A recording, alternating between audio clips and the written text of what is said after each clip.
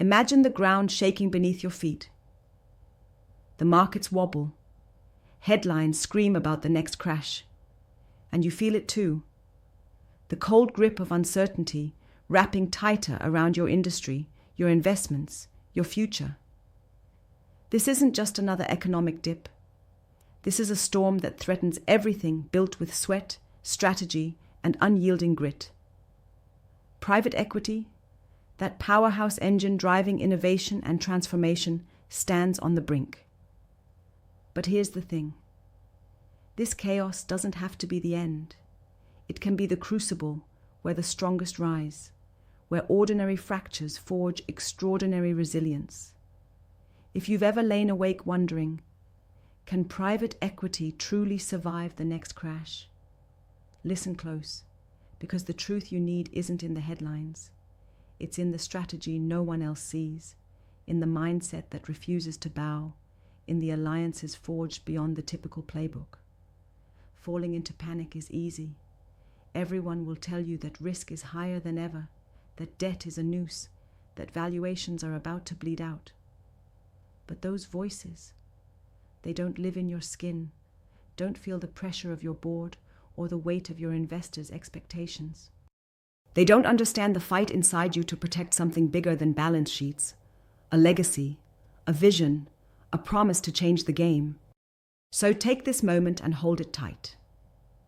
Because what's coming next isn't a death sentence. It's a call to arms, an opportunity to break free from the old illusions choking the industry. Private equity's fate won't be decided by random crashes or external shocks. It will be shaped by the few who refuse to be shackled by the past, who dare to dismantle broken systems and build something that lasts. The first truth you need to grab with both hands is brutal and simple. Traditional models will fail. The old playbooks, leveraged buyouts, predictable exit timings, chasing the next hot sector, those are relics. When the crash hits, cash dries up, credit tightens, and market multiples collapse, these outdated blueprints crumble. If you cling to them, you're running headfirst into a wall. But the elite don't panic. They evolve. The smart money knows that survival comes from flexibility. It's about recasting risk not as an enemy, but as raw material for creation. The shock will strip away fluff and force you to rethink fundamentals on a level so deep, it changes the very DNA of your investment thesis. This means first digging into the real health of portfolio companies, not just EBITDAs that look good on paper, but the core operational strength, the human capital, the unrecognized tailwinds. Deep dive beyond quarterly reports. Develop a ruthless understanding of what makes each asset resilient under stress. Can your companies pivot fast? Do they have diverse revenue streams? Are leadership teams prepared to face chaos with calm? If the answer isn't a clear, definitive yes, it's time to act now, not later. Second, liquidity will be your sword and shield. But more than just piling cash on the sidelines, it's about intelligent liquidity, building dynamic buffers that can flex and flow where needed. Use revolvers and credit facilities smartly, not as crutches, but as strategic tools that buy time and options.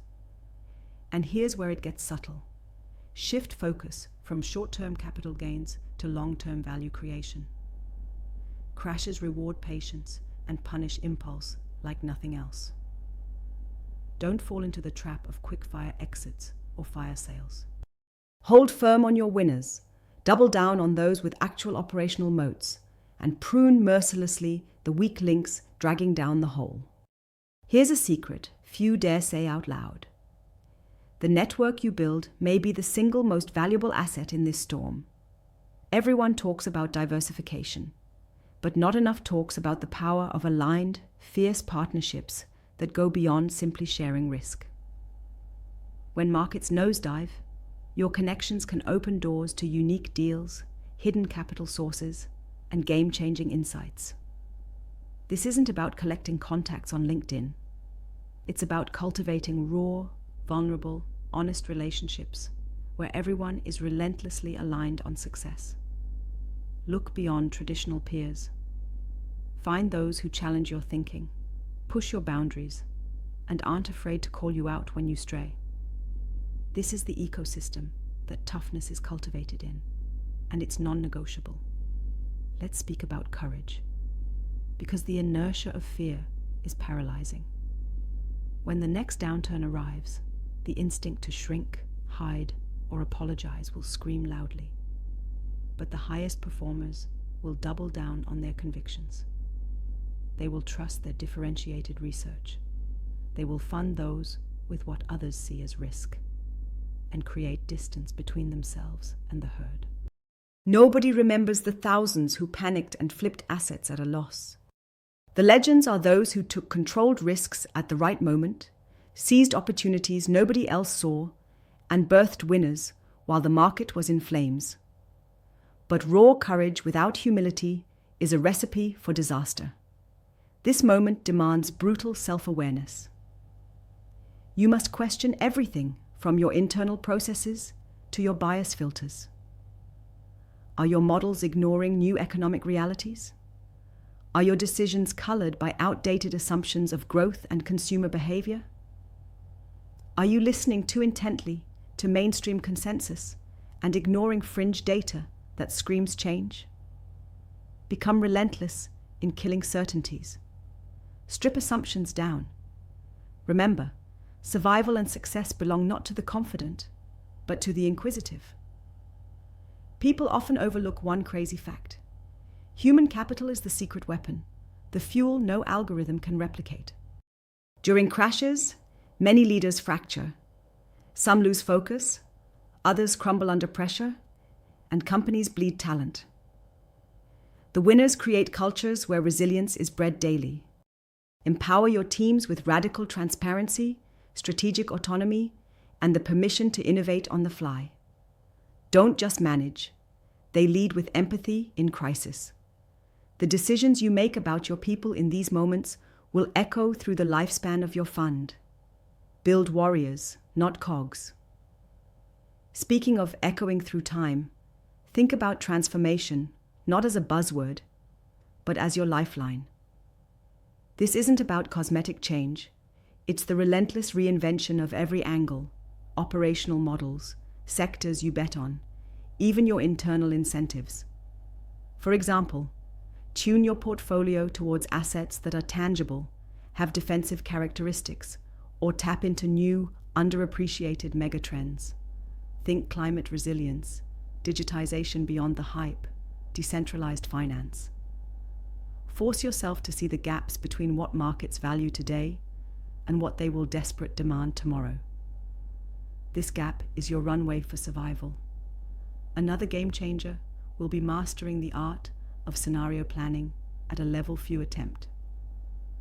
This is not just about preparing for the worst, but mentally playing out complex, layered possibilities and designing countermeasures before the bad hits. Run asymmetric stress tests that break your logic.